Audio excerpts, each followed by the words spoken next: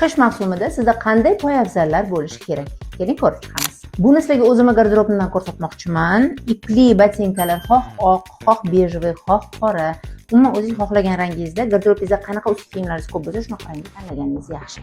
Eng ko'p kiyadigan oyoq kiyimim mana shu yengil Chelseaga o'xshagan obuz. Buni ichi issiq va shimlar bilan ham, yubkalar bilan ham, ko'ylaklar bilan ham ko'plab qulay.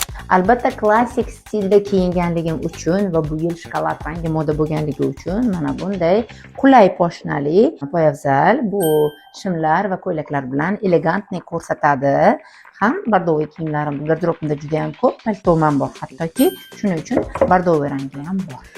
Bilasizlar, chet el safarlarida ko'p yuraman, shuning uchun men uchun qulaylik birinchi o'rinda, ichi issiq shimlar bilan kiyiladigan qulay oyoq kiyimlar. Aytgancha, mana bu yerda hozir eng meni yaxshi ko'rgan etigim bor.